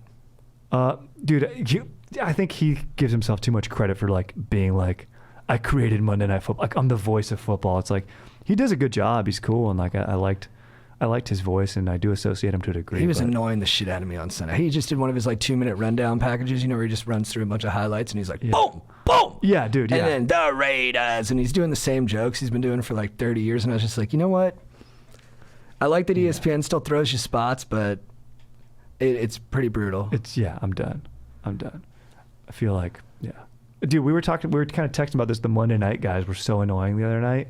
Just give me Collinsworth and Michaels every night, dude. Like, just love those guys' voices, dude. I could fall asleep to their voices, but dude, the guys, look at him rotate his hips. Oh, on this pass, he rotated his hips. On the sideline, look at him rotate his hips and get a drink of water. And he's rotating his hips. I wish he was like, dude, I'm like, it's just so annoying, dude. And they were calling him Patrick because I guess, and I found out it was because his mom, Patrick Mahomes' mom, got mad. They were calling him Pat because that's what she calls the dad. And the commentators literally changed. Like, hey, we're sorry. They started calling him Patrick. But it sounds weird though. Like, Patrick goes back to throw. I'm like, he's so obviously a guy you call by his last name. Like, he's 100% just call him Mahomes. Yes. There's some guys you call by their first name, like Peyton Manning. You call him Peyton. You can call him Manning too, but Peyton works. Eli Manning. Yep. Just call him Eli. But there's a lot of guys you don't call Drew Brees Drew. You call him Breeze. Correct. And then You don't call him Tom. You call him Brady. yeah, it's kind of weird. Like, Brady's the best, but he still goes by his last name. Maybe it's by sport too, because like then you hear about basketball and it's like all the greats are like, there's Michael or MJ, there's Shaq, Kobe, Magic. You become one name. Yeah. Everyone's one name, but some guys Yeah. are first name guys, some guys are last name guys. But Patrick Mahomes is clearly Mahomes. Yeah, Yeah. it's a no-brainer. It's just bad commentating. He's so fucking good, dude. That little underhand pass that he did to his fullback to score. Dude, he had one where he jumped in the air, faked the throw, then just scurried the other way, and he runs funny. Yeah, like he he does. runs high on his butt, kind of like awkward, and he falls awkwardly too. Like every time he goes down, he's like, it looks like a bunch of pieces stacking up on top of, like chess pieces falling down. But it's so easy for him. It's crazy. He just runs and just like throws a quick little 40-yard dart like that in the air. And he's just having fun. 3rd and 25 for him is like Crazy. Yeah, dude, you're like, you watch him, you're like, they're going to get this. They're going to get it. he's the best I've ever seen. Lamar Jackson, man, I like Lamar Jackson, man. I hope he'll play better. He'll play better games. Yeah, I just don't know if he'll ever be able to chuck it well enough. No, he doesn't have the touch. When he Mahomes runs, has. oh my god. Dude, he's so fat. Dude, it's unreal. Dude, when he just like is in the pocket and there's two guys on him, and then all of a sudden he's just like 5 yards away from them. You're like, how did he just do that? He disappears. It's insane. And when he turns that corner, Dude, I know. beautiful. Should we do an ad and then we'll get into some questions? Sure. Guys, I'm interrupting this podcast to let you know that we are brought to you by MyBookie. MyBookie, what up, dudes? Thank you so much for sponsoring Going Deep with Chad and JT. Guys, if you want to get some sweet, sweet, sweet action this year, I mean, sports are back, baby. And there may not be crowds, but there's action, and you can get on that. Strider, hit me with some gambling terms right now. Dude, parlay, money line, quinilla. That's horse racing. Freaking overs, unders. Dude, that one time I was at a horse race, I got the superfecta. Is that a What's thing? this? Probably, I don't know. I don't even I know. think It. it's superfecta. It's like, is it like how every horse is gonna finish? Yeah, I predicted 1, 2, 3. Oh, trifecta. Yeah, or maybe I did 4. Maybe 1, 2, 3, 4. That's a quin is 5. It's quar something. Quadfecta. Yeah, quinilla maybe. Anyways. Quinilla. Anyways, you guys can do what I was just talking about and have the correct terms in place with MyBookie. Because if you join now with the promo code Go Deep and get your first deposit matched, you will get your first deposit matched dollar for dollar all the way up to $1,000, so you can get a jump start on your winning season. Oh, that's the pre-roll. I'm not even in the mid-roll, baby. So yeah, we got NFL football, NBA playoffs, college ball all at the same time. Yeah, MyBookie, what up? It's time to get that action, baby.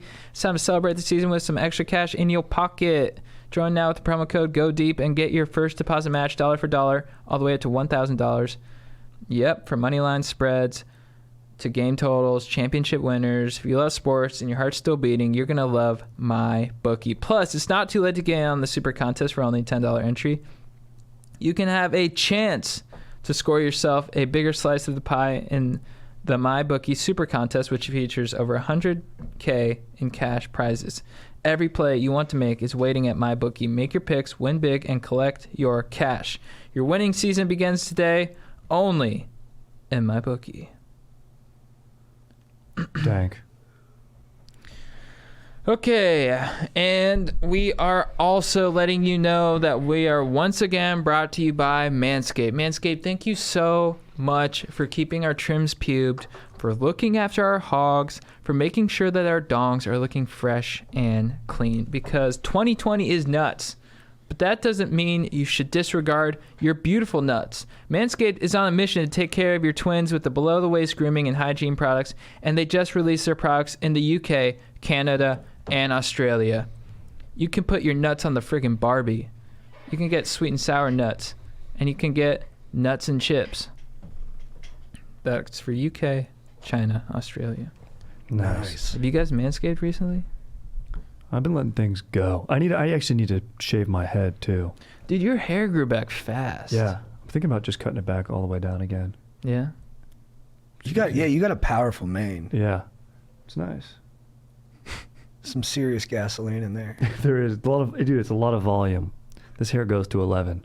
It's a lot of follicles. Dude. How long do you think your hair would have to get before it started to come down? Very long. Dude, in college, I got it out pretty long. I remember, And yeah. it was still just poof. It just poofs, dude. And he did the... I did I did a real Padawan learner's braid when I that's finally cut it. sick. It was sick, yeah. Well, Actually, mac and cheese with the chick when I had that, dude. So nice. Didn't cool. she say your hair smelled?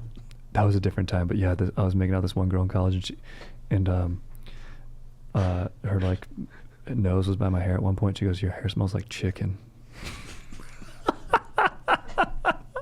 She's like, "Oh." Wasn't she And smelling she's like, for "Let's a go." while? She's like, "Let's go back to the party." Yeah, like we'd be kissing. She'd be like, "What's going on?" I'm like, trying to thinking in my head, like, "Am I doing this wrong?" And then she's finally like, no. She's like, hold on, let me smell your hair. She smells it. Oh my God, it smells like chicken. Let's go back to the party. All right. Why did your hair smell like chicken? It's a great question. Had not been washed in a while. Maybe that's just my scent. I do not know. Yeah, my girlfriend says I smell like a baby. And my voice cracked right That's when I kind of said that. nice. Yeah, that's kind of nice. Yeah. What do babies smell like? Kind of fresh, right? Yeah, I mean, I do use Dial Spring Water body wash. There it is. And Very I do nice. use Pantene Pro V, and I do use Manscaped Crop Reviver Ball Toner. Yep. It's got to be the ball toner. Yeah, because the Crop Care Kit includes the Crop Preserver Ball Deodorant. The name speaks for itself. The Crop Cleanser Body Wash, a full body wash that you can also use on your hair. That's what I've been using. Sorry, guys. I've been using the Crop Cleanser Body Wash and the Crop Mop Ball Wipes. I mean, guys, you can just use ball stuff on your whole body because of Manscaped. What other company is doing that? I mean, they come in balls first. That's how they think. That's their motto. Balls first. We think about nuts, and then we paint the rest of the picture. And they have the Lawnmower 3.0 trimmer, which offers a replaceable ceramic blade so you don't cut your nuts. Advanced skin-safe technology. It's the best trimmer for your butt, balls, and body. Oh, they had your butt in there. Yeah, dude, you could trim your ass. You could trim your gooch or your perineum, which is your gooch. Brilliant, yeah. Your grundle. Your grundle. These formulations are all vegan, cruelty-free, dye-free, sulfate-free, and paraben-free. I don't know what that word is. So you know your manhood is in good hands. Get 20% off and free shipping at manscaped.com with the code GODEEP20. That's 20% off plus free shipping with the code GODEEP20. Add some swag to your saggy bag. I gotta pee real quick. Do it, dog. Hell yeah. Maybe I'll go too just to be safe if we get rolling. All right, I'll talk about the UFC fights. A beast. Guys, Saturday night, I'm sick as a dog, but there's a lot of great TV on. You know, I think it was the Heat Celtics. Yeah, I think so. Was it Heat Celtics on Saturday night, or was it Lakers Nuggets? Well, the Heat, I think they're going to beat the Lakers. I'm taking the Heat in 6 games. I think they have the best team chemistry I've ever seen. Well, the Warriors had really good team chemistry too, especially before Durant got there, although they were better with Durant, obviously. But just the way they move the ball all the way, I don't think I've ever seen a team get more baskets off cuts than the Heat. And every player is good and fits this like perfectly fitted role with the rest of the team. And I just think their psychology right now is so strong. Like Jimmy Butler, junior college, then to Marquette. You know, I think he, no one really wanted him growing up as a kid. And then he's the 30th pick in the draft, gets bounced around from team to team, and now he's found the perfect culture for his personality. I didn't like him. I thought he seemed like a jerk. But now I'm like, no, he was just looking for his family. And he's got him now with Pat Riley in the Heat. Pat Riley is unbelievable. I mean, he was like a 4-sport all-state athlete in high school. I think he played multiple sports at Kentucky. He played on that Adolph Rupp team that went to the national championship and lost to West Texas, the team that was the first team to start all African-American players. Then he goes to the NBA, and he's a rock-solid NBA player. And then he is a coach. He wins, 5 titles with the Lakers. Then he gets to the finals with the Knicks. And then he comes back, and he wins a title with the Heat. It's unbelievable. And now he's the GM, and he just crushes it every year. First, he crushed it getting Bosh and LeBron to come join D. Wade. And then he crushed it by building this team of, nobodies into, this unbelievable unit. And I love LeBron. I don't want to see him lose another title. I'll feel bad if he's 3-7 in the finals because he's just going to be hearing about that till the end of his days. But I don't know. I mean, the Lakers have the 2 best players in the series, but everybody else, I go Heat. And I was telling Strider this too. He hasn't watched the Heat play yet, but I'm telling you, I think this Heat team's going to take it to him. And then there was the fights. Israel Adesanya just taking Paulo Costa's head off. That was incredible. Although I have to say, I was really focused on his right breast. Israel Adesanya. It looked like he had steroid boob coming in. But he's a skinny guy. But, it can be misleading with that stuff. Yeah. I'm not casting judgment. I mean, it could be a million different things. But that's traditionally what I would think if I saw someone's chest was doing that. I would think that they'd been on the steroids. But maybe not. But dude, oh my God, he's an incredible fighter. He's dazzling in there. Love hearing you talk about the fights. That's my favorite thing to do is just go watch, because I don't watch fighting otherwise. But when you buy the fights and it's not COVID time and I cruise over there, it's great. You got all the info. It's the best. It's fun. I go put it on mute. Let my dog rip. Let's go. I do a lot of prep. Yeah. I watch all the vlogs. Yeah, you know it all, dude. You really do. You're like, this guy's this guy. He does this, and then his dad wrestled a bear, and then blah blah blah, and this about other guy Khabib? did some shit. Yeah. Yeah. Whose dad passed away, actually. All but up. COVID. Yep. It's crazy. I know. He's a legend, too. And it's crazy how some people are like, it doesn't exist. I don't know anyone who has it. It's like, no, 2 million people I think have died in the world from it. I think, are there still Or a people who million? don't know anyone who's had it? There might be. That's unbelievable. I know so many people who have had it. Yeah, at I this know point. quite a few people who have had it. All my And dad's people who have friends in passed away. Montana have had it. My dad didn't tell me because he knew I'd Really? probably freak out. Yeah. Yeah. I get there. We're just hanging out with one of his buddies. I'm actually nervous to be close to the guy because I'm worried about getting COVID. Yeah. And then the guy's like, oh, I already had it. I was like, you already had it? He's like, yeah. And then my dad's other buddy comes over a day later. He's like, yeah, I had COVID too.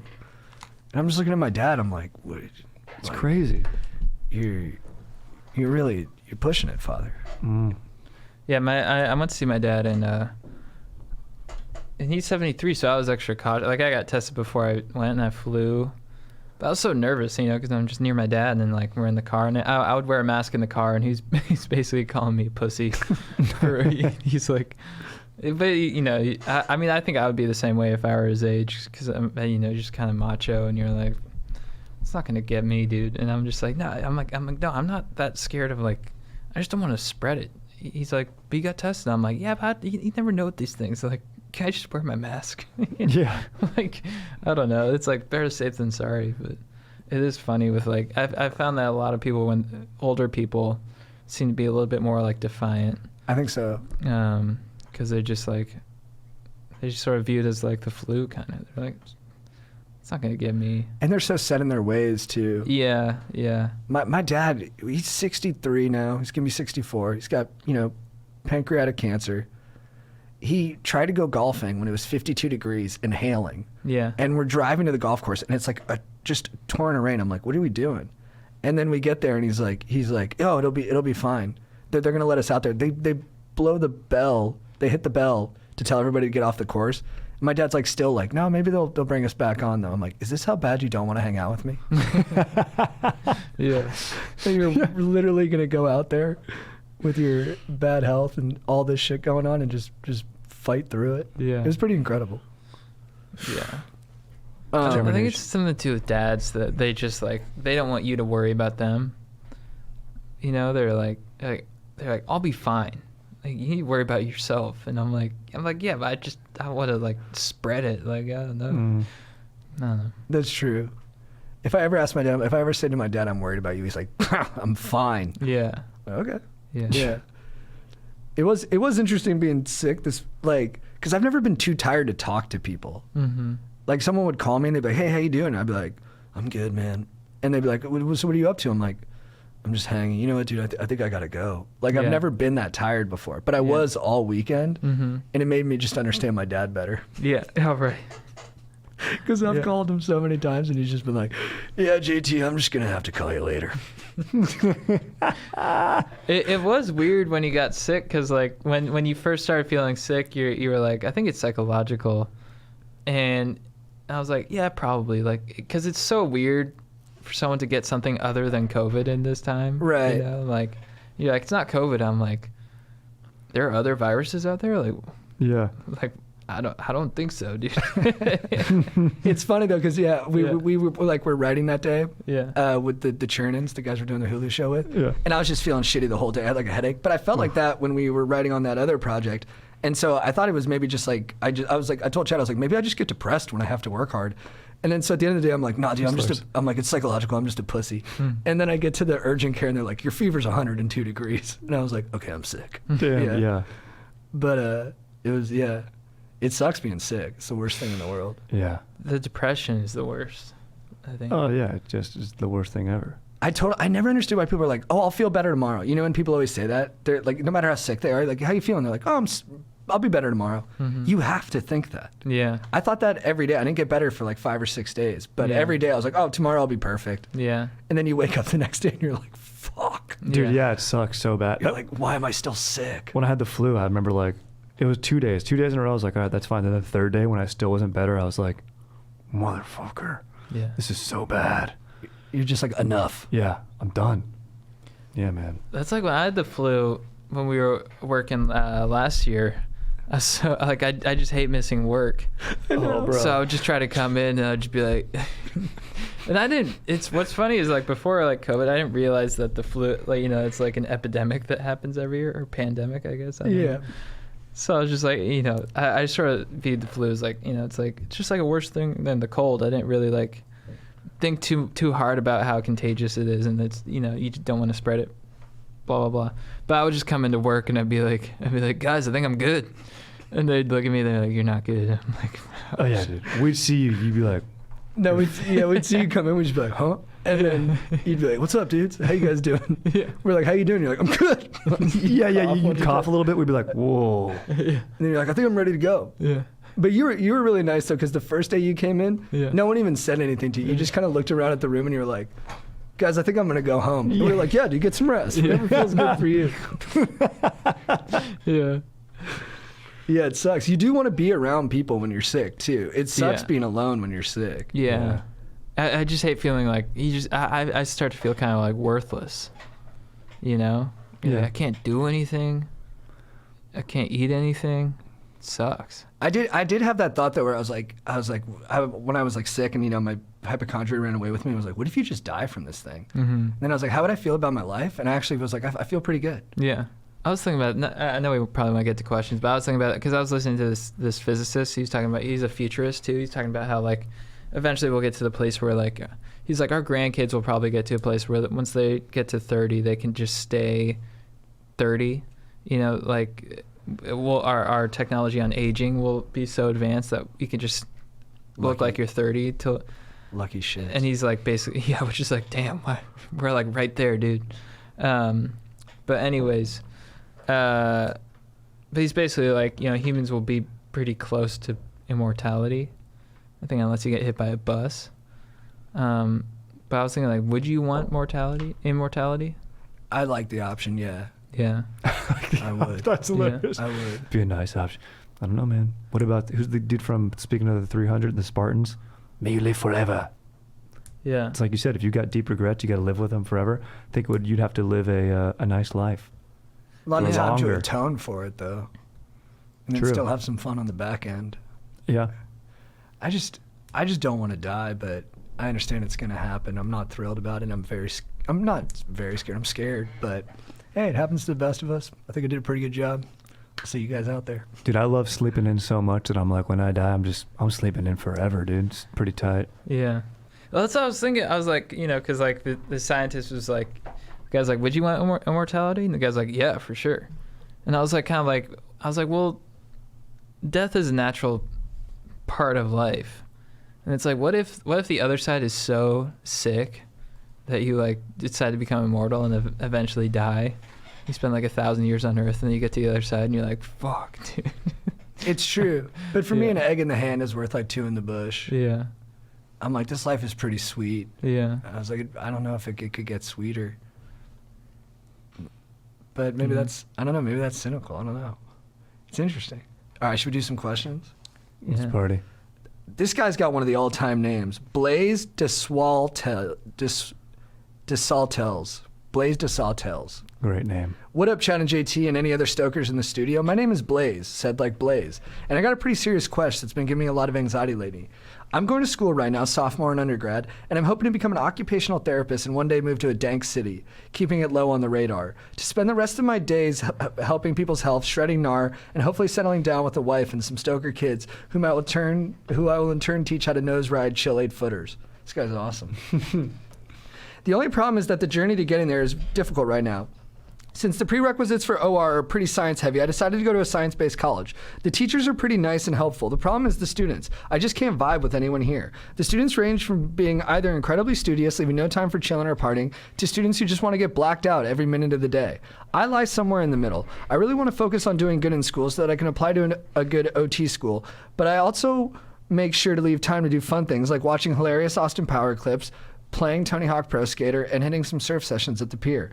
I just feel totally alone here. To give an example of how aggro the kids are here, I wore this dank mask I had custom made that has a picture of Tom Cruise riding a motorcycle from one of the Mission Impossible movies, and on top of his head is the word sick. Lots of people started bashing on Mission Impossible movies and Tom Cruise's career, and questioned my intelligence for wearing such a cringy mask. Wow, what a hateful bunch. This really lowered my stoke. I had a lot of friends in high school and lived through all of my most adventurous events in that time. This sudden change to stark loneliness and stoke chasing by myself has really hit me hard the past year and a half, especially since all my boys from high school have made really dank new friends. I'm also in honors college and have to attend a lot of extra events with really uptight, smart kids, and have not much time to go see old friends and still live where I am. Sorry for the long email. If you guys could give me some advice on how to navigate keeping the stoke tanks full in times of isolation, I'd really appreciate it. Could you also send a quick little email back if you guys answer? I watch almost every episode, but sometimes I forget to finish all the way. Come on, dude. You got to finish, bro. Yeah, forget to finish, dude? What do you mean, dude? You're a science college smart kid, dude. You forget, dude? Stick it out, dude. Get him, dude. Well, let's go, dude. Yeah, first off, these kids at this school, they don't like Tom Cruise. I don't like them. Mm. And it sounds like you're on a good path. You know what you want to do. You're making time for your studies, and you're taking time to have fun, and it's not too detrimental to like your health, and it's not getting in the way of your progress. It's like you're really fostering a lot of. You're just sort of you're really developing yourself in a nice way. It sounds like, and sort of learning to spend that time alone, and so I would say stay on the path you're on. I can understand it, that the loneliness that you're feeling. I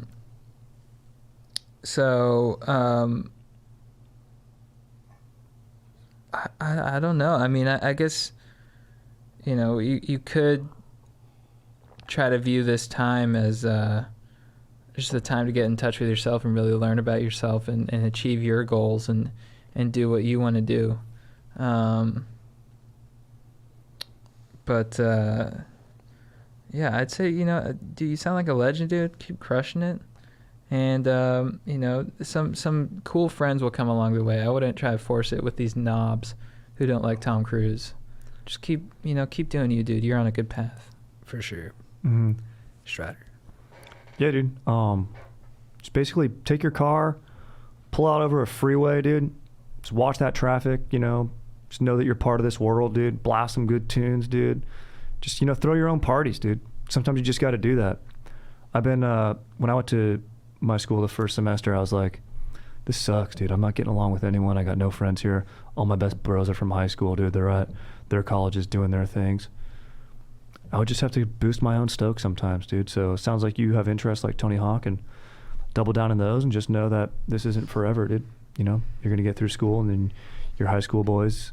That's a tough one. That stuck out to me, that they're making new friends, and that's going to be tough to watch. But, you know, they're having a good time. Be happy for them, and, you know, they'll include you holiday breaks and whatever. And, you know, if they're your real friends, they're going to let you hang out. So it's all good, dude. Just get through it. And in the meantime, you know, revisit some old bands. We've been listening to a lot of LCD Sound System lately.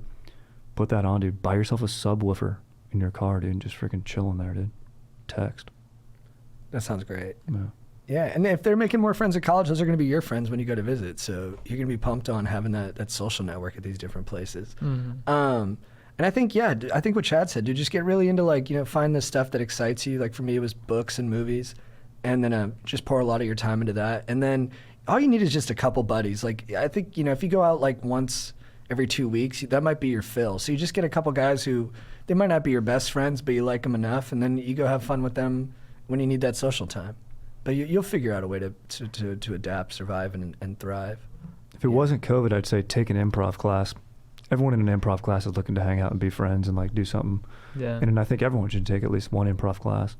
But it's fucking COVID right now, so it's a bust. I wonder if they're doing Zoom improv classes. Don't do that. That's got to be brutal. Yeah. How do you edit a scene? They are. Oh, God only knows. You just got to let it go. Mm-hmm. Wait till that Zoom burns out. What's up, patriarchs of positivity? I come to you with a real tough sage. I've been dating my awesome girlfriend for almost 2 years, and I don't see that changing anytime soon. However, there's a major elephant in the room. Well, two if you consider them separate entities. Her parents. Her parents are the biggest schmoles I've ever dealt with. They post disparaging comments about my appearance on social media. As well as slandering me behind my back because we haven't moved in together and because I haven't proposed. They're big MAGA types who want unvaccinated grandchildren, while I'm more of a chiller who doesn't exactly know what I want in life just yet. I know the appearance thing would be an easy fix, but I'm rocking some lush flow and I refuse to cut it just to cave to some unpleasant human's demands. Any advice on handling unbokable schmoles? I really don't want every holiday, family event, and social media post for the foreseeable future ruined by them. Sincerely, a Stoke Lord in training. P.S. I think all the Stokers need more Chris Parr in our lives. Nice. That's Beast. cool. Yeah, my brother's a beast. He's a cool Yeah, guy. dude. Their parents need to come around and realize, look, their daughter's happiness matters, dude. You make their daughter happy, dude. If you're committed, that's chill. I mean, the marriage thing sounds like they're kind of traditional and they want that. I get it, dude. You just need to sit down that dad, look him in the eye and say, your daughter loves me more than you now, dude. Sorry, bro. Get out of the way. Oh, by the way, you burnt the steaks. I'm cooking next time. That's in Brokeback Mountain, you know? Anne Hathaway's dad's like a kind of a big dick swinging dude. And he's letting the kid watch turkey and he's like, sit your fat ass down before I kick it. And then he gets up and starts cutting his own turkey. You gotta have a moment like that with her dad. Yep. Sit your fat ass unvaccinated butt down, sir. You're in my house and you will play by my rules. Dude, I love that conversation. He's like, you will marry her and you will have nice unvaccinated children. They're going to get measles and polio and it's going to be fantastic. Like, unvaccinated kids, dude. I like the dad's like cool about it. Your kids are going to get measles, they're going to be unvaccinated, Yeah. they're going to get polio, and it's going to be great. Yeah. You're going to love it, all right? Are they unvaccinated? Good. Yeah, that's a tough one, dude. I mean, when the parents suck, I mean, I don't. That's why God invented Bloody Marys, right? Mm-hmm. Yeah. Just go over there. That's your day of the week where you just house a couple and you just get it. You just get through it. Yep. Yeah. I mean, I would even try to go so far as to, like, you know, they're talking shit, talk shit back. You know, Yeah. they're like, nice mullet, whatever his name is, and he could be like, Yeah, nice goatee, fucking Rick. Yeah. See how they respond to that? I think that works nice. Yeah. It's crazy they're doing it on social media. That is bizarre. That's insane. I mean, you could troll them too. You could be like, can't wait to have vaccinated children. I wonder if the tone is like, are they being like, you look like shit? Or are they more like, oh, there's Billy wearing that stupid jacket again? Yeah, You know, I is feel it like it's like that. The 'Cause one I've with the seen- long hair is... I've seen that from a lot of OC dads where they're just like, you know, and Roger over here isn't much of an athlete. Yeah. They're always like, Yeah. you know, and you're like, okay, was that necessary? Yeah. little jabs, little condescending Yeah. jabs. I think the best advice, though, is have the boundaries in your own relationship. Don't let that toxic stress of the parents affect you and your freaking dank GF. Make sure you guys set healthy boundaries around it. And, you know, don't pressure her. Or don't be like, hey, can you talk to your parents for me? No. Set the boundary. You guys make sure that you're solid, you two. And then just go dominate that dad, dude. Yeah. Ask to borrow one of your girlfriend's hair ties at dinner. Hey, babe, can I borrow your hair tie for my ponytail? And just fucking look at the dad in the eye. Oh, thanks. Appreciate that. You got to just keep amping it. Yeah. Honey, toss me some of that nail polish. I think I'm going to do my Mhm. pinky real quick. Mm-hmm. And then you throw a foot up on the table. Hey, guys, do you want to take a family photo after this? And do you mind taking it from my right side? Because that's my good side. And show up goth for the family photo. Smart. Yeah. Yeah, dude. Just be fully goth. Stud necklace. Get a Prince Albert, dude. Really double down. Yeah. Get a Prince Albert and take your cock out at dinner, dude. Limp Bizkit t-shirt, Later. white studded necklace. Lay your cock out on the table. Straighten your hair and put some blue frosted tips on it. Wear a kilt. Be like one of those Scottish punks from like the 80s, you know? And just, But- you can also, if the dad's like talking shit on your appearance on social media, just be like, let's just keep calling him Rick. Just be like, what the fuck, Rick? Yeah. Hey, Rick, what the fuck? Yeah. Like, what's up, dude? Do you have a problem? Because you keep talking about, you know, how I wear frayed corduroys. And I don't know what your problem is. Because I look good. And, you know, you get your bowling shirt and you tuck it in and you do the whole thing. Or whatever the, I don't know. Those like You Nat should- Nast members shirts, like those only? Charlie Sheen things. Yeah. Oh, yeah. You should play Slipknot at Christmas. And there's one of my favorite songs from one of their live albums. The lead singer introduces the song and he's like, this is a song about a girl in a box.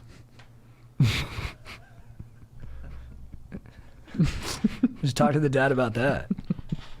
Hey, you want to hear my favorite song?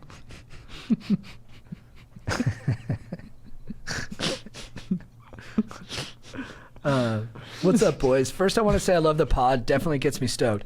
However, my anxiety about dating has been killing my stoke altogether. I've been canceling dates last minute because I straight up panic right before. When I went on dates in the past, I avoid anything food related because I'm afraid to yak in front of a girl. I need your help, boys. How do I get my stoke back so I can reach my full potential? Dude, first off, if you boke, that's not the end of the date. You just bounce back from that, Steamin' Willie Beeman style. He throws up all the time when he's in the huddle. Then he goes out there and he checks a 40-yard touchdown. I think all that stuff, you can make lemonade out of it, so don't worry about boking. And then also, if you have a panic attack, that's fine. Just go on the date after the panic attack. That's what I would do. You just have the panic attack and then you just go do the thing anyways. Dude, I think the mind is a very powerful thing. The Exorcist, terrified of it for years, probably 2 decades. Terrified of it. Then I watched it, and of course I was older then, so a little more mature, but what my mind was envisioning was way worse than what actually was happening. So whatever you're really panicked about on that date, when you go on the date, it's not going to be that bad. Right. Especially with, it sounds like, the stress and anxiety level that you've got, which is, you know, it's a high end, and I have it, you know, pretty high end too. I hate it. I was so afraid of being denied in high school. That's why part of why I made jokes. Yeah, man, if I make jokes, then no girl can deny me because I've joked my way out of it, so I was never serious about it, right? Ha ha ah, you know? And then, so basically, dude, just, you gotta go. You gotta face the music. Step into the batter's box, take a swing. You're gonna strike out, but that's okay, baby. If you bat 300, you're in the Hall of Fame. Yeah, dude, I would say, you know, you're nervous about it because you care. And, you know, a lot of times when for a lot of times for things that I'm very nervous about, be it a performance, something along those lines, you know, a date. Oftentimes, you know, if the anxiety is super bad and I'm super worried about it, then when you go and do it, it's such a relief because it's not as bad as you thought it would be. And and you as long you just keep repeating that, and then you'll sort of, your comfortability will grow, and you'll be so proud of yourself for going through with it and just getting through the date. My fucking voice, dude. It's great when It's it cute. cracks. It's fucking cute, dude. Through the fucking date, It's nice dude. when it Just cracks, bro. It's get real. through the date, It's nice. and then someday soon you'll be the nice unvaccinated girl. And sorry, I can't stop thinking about it. It's so funny. But no, I think in that last comment, I think he was the one who didn't care about vaccination, not the dad. No, the dad. Did he say that about the dad? Yeah. Okay. Yeah. Well, and the mom too. We left the mom off the hook, but the mom, he didn't even consider them separate entities. I guess they're really attached at the hip. Yeah. But sorry, Chad. What were you Sorry, saying? yeah. Yeah, and sorry to interrupt it with that comment. Yeah, I would just say step into the unknown, embrace it, and just be like, this is life. I'm experiencing life. I'm saying yes to life. That's one of the most fun things you can do. Just view life as an adventure, and also when you see the girl, think of her as like your best friend. That's sort of what they say when you look into the camera and you're speaking to the camera. You're speaking to the camera, Think of it, that's like your best friend. And then instantly you have that comfortability there, and the mind can play that nice That's trick on you. crazy. Yeah. That's unbelievable. Yeah. Aaron, can you cut to me real quick? Hey, dude. It's great. It's nice. You know, That's and my Chad, best you friend. tapped into something too of like, maybe part of his stress is coming because he's creating unrealistic stakes Yeah. with the outcome of the date. It's like, you're just meeting someone, dude. Like, you're not going to make out at the end of this date. I mean, you might, but don't put that on don't tell yourself, don't set a goal. Have your goal be very loose. I'm going to go out. I'm going to have a conversation. That's fucking it, dude. Well, and and That's it. he's worried they're not going to like him. But guess what? If you're nice, everyone will like you. Yeah. Just be Yeah. nice. Yeah. You don't have to be dazzling or anything. Just be nice. When they say something, be interested, and then just get to the end of it. And if you don't end up fucking, that's fine. Just give them a nice memory. You got a nice memory. Yeah. Yeah. And if you're nice to someone on a date, you make them feel better because there's so many bad dates. You make them feel better about all guys in general. They're like, oh, guys can actually be pretty nice. Yeah. You're doing work for all of us, dude. Correct. Just be nice out there. And he asked, how do I get my stoke back up? You spread some stoke. It's going to boost your stoke. And dude, panic attacks, they suck, but they happen. It's okay. Yeah. They do suck, but it's okay. All right, dudes, we got to blast through this rather quickly. Let's do it.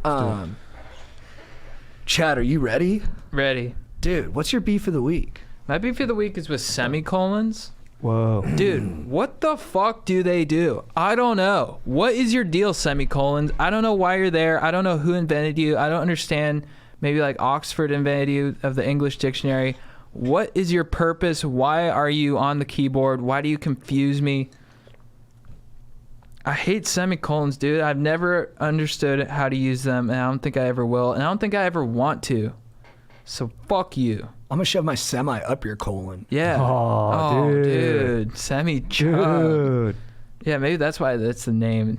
It's fucking, it's not even a hard full-on colon. It's a semicolon, Like, what's a semicolon anyways, Yeah, Sick of them. Pick a lane, dude. Yeah.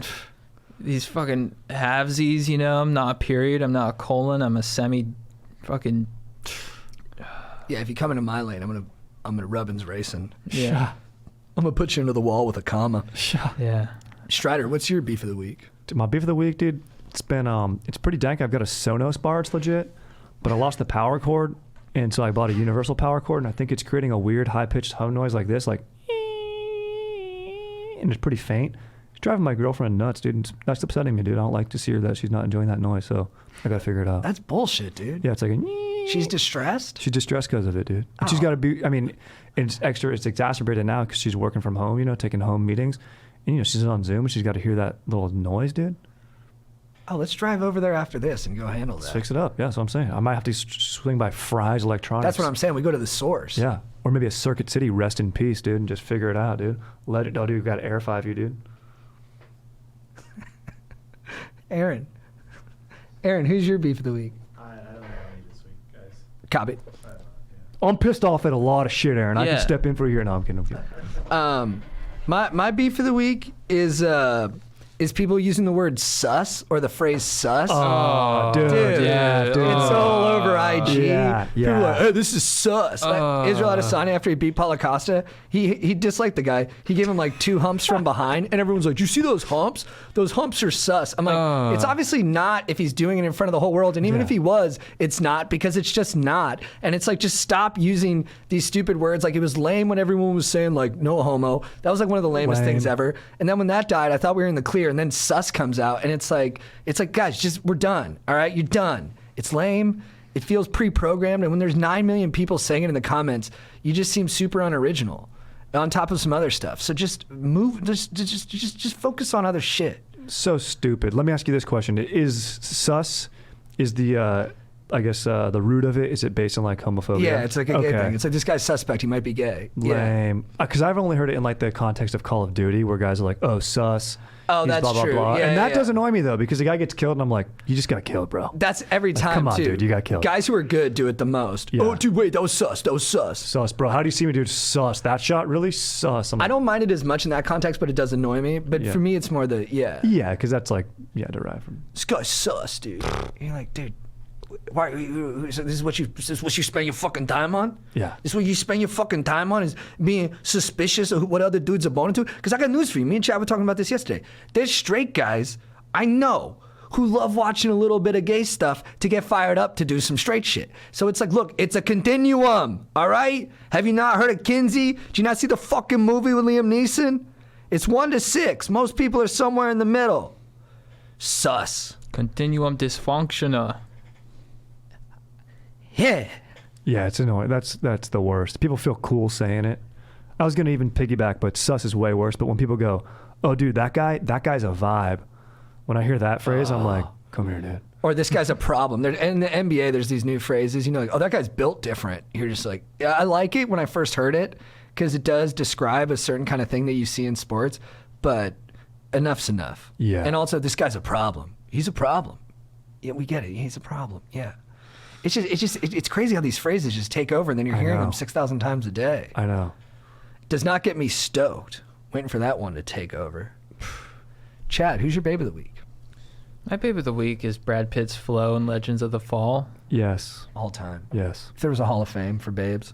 Yeah, Brad Pitt's machismo in Legends of the Fall. Just Brad Pitt in Legends of the Fall. It's such a good movie. Mm-hmm. I watched it this weekend, and it just, I don't know. It made me want to go ride a horse as fast as I could, and just like, and then like avenge like my wife's death. And is he ever not avenging in that movie? yeah, and then just like take down some bootleggers, and then just have Anthony Hopkins as my dad come save the day. And sorry if I'm doing spoiler alerts, but This is like 95. yeah.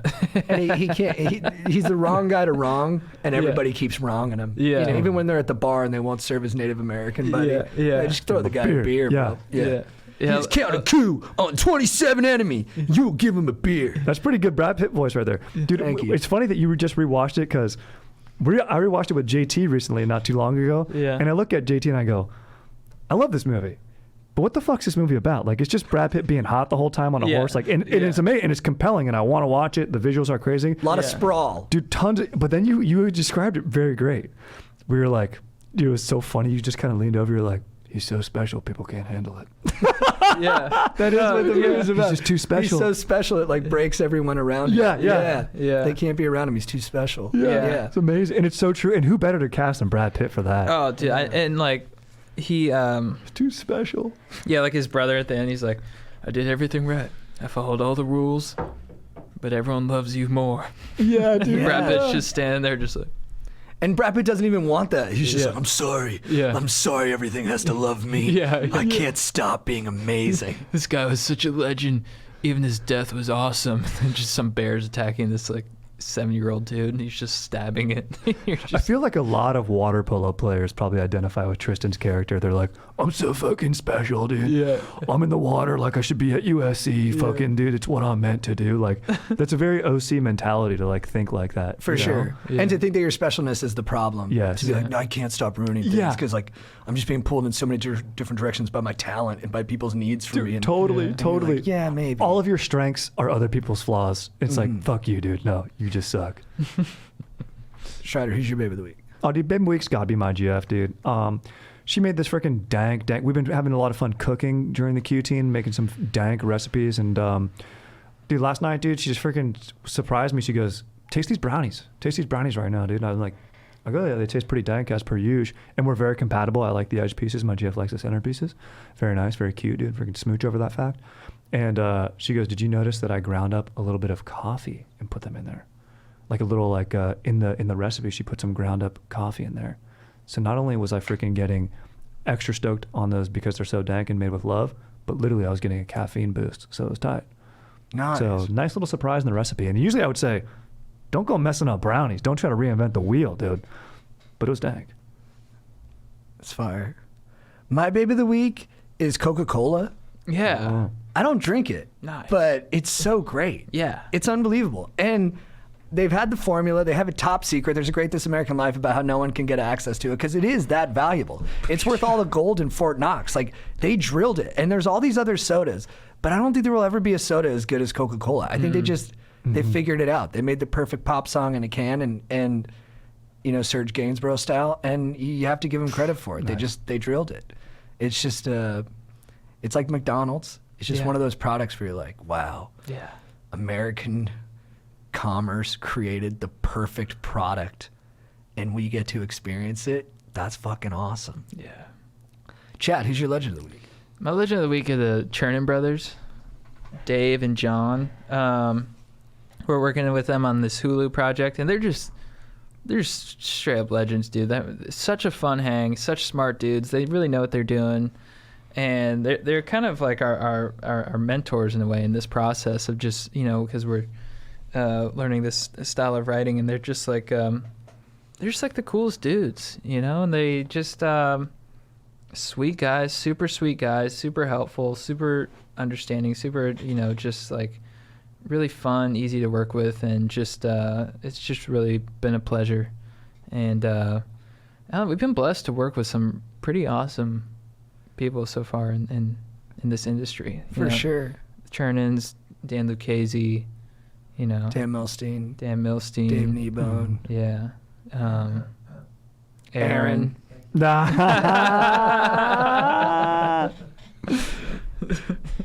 I think you found your beefs, Aaron. I think you found your beefs. Yeah. So yeah, I just want to give them a shout out. They're legends. I'm just fired up.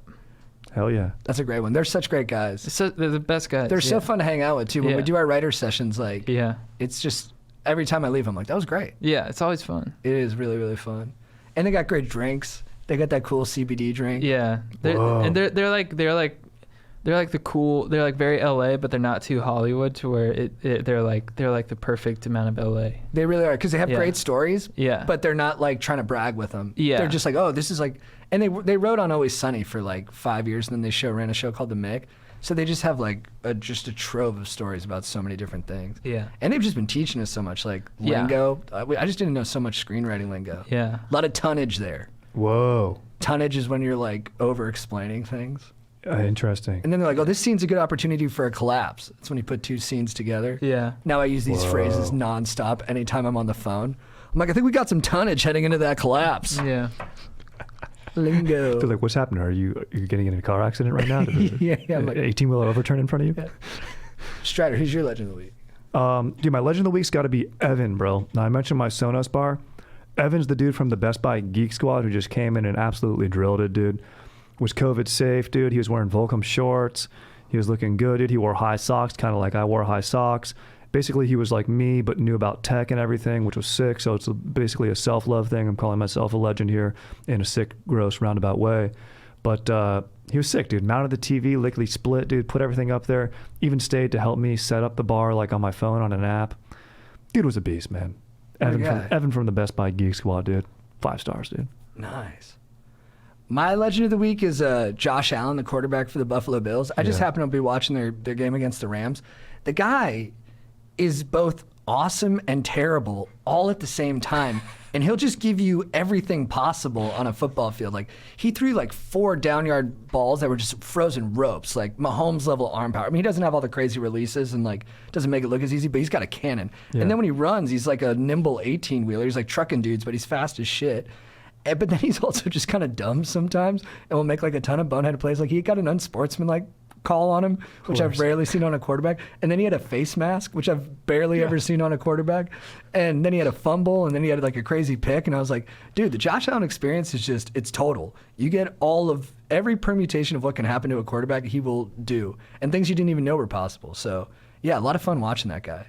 Great quarterback for Buffalo to have. It's a quarterback Chicago wishes they have. I bet Maurice wants Josh Allen so bad on his team. But the Bears are they're looking. I'm Foles, baby. Behind the Steelers. I want the Bears to be successful this year.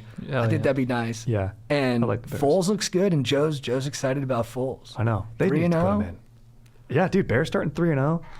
Dude, Atlanta, man, what the hell's going on there? But Sad. Anyway, sorry. Matt Ryan's got some psychological issues. Yeah. Chad, what's your quote of the week? My quote of the week is from the Sopranos pilot, where Tony Soprano is talking about his uncle Junior, and I hope I get this correctly. He's like, yeah, you know, my uncle Junior told my girl cousins I never had the makings of a varsity athlete, which, quite frankly, tremendously affected my self-esteem. Nice. This show is so funny. It's the funniest show ever. It really is. Strider, Character. quote of the week. My quote of the week comes from a movie called, I'm blanking on it too. It's the Cusack movie. It made me think of it because, High Fidelity. yeah, High Fidelity. That's the music one, right? When he's Yeah. talking about, Wow, because they reference Serge. My first guess. They reference Serge Gainsborough on that when like the skater kids steal albums. He's like, you stole Serge Gainsborough? Like, what are you doing? They would never listen to that. But anyway. You're judging them. You're judging them the same way he judges them in the movie. True. And That's what they guess get what? mad about. They go, "How dare you look at us and just like say what we listen to?" I know. And then their band kicks ass. And they're like, God damn, They that's are good. That's such a great touch. But also what I love in that movie, which makes me think of like, why is this scene even in it? But it's only because the song's so badass. And John Cusack goes, I will now sell 5 tracks of the 3 LPs by the Beta Band, and puts on the song, and it's just like, and it's the song called Dry the Rain I was listening to on the way over here. And you just hear the vibe, dude. And I hate saying it is a vibe, okay? But like contextually true. And it's so fucking dank, dude. So that just fires me up of just, I will now sell 5 tracks of the 3 LPs by the Beta Band. And then his buddy just goes, "Do it." Yeah. Do It's it. so good. Dude, mine is from Jessica Simpson's memoir, Open Book, because she's very open about stuff. And she's talking about her problems with alcohol and drugs early in the book. She goes, and I really related to this. She goes, but our new house was the gathering place for all my friends, the place where everyone always ended up. I had a prescription for a stimulant, which gave me the focus to never get messy. I'd look around at my friends getting sleepy or sloppy and think, I'm just an ox, I guess. I felt like that a bunch of times. Where it'd be like 5 in the morning, I still have the Adderall in my system, and I'd be like, and then it was Chili. Chili would say, you're the juggernaut. But I like ox, too. Yeah. It's good stuff. What's your phrase of the week for Strong getting after it? Let's fucking pample that moose. Whoa. Fuck yeah. Strider. We're going home. It's a reference to Call of Duty when we drop Boneyard. Nice. Where are we going?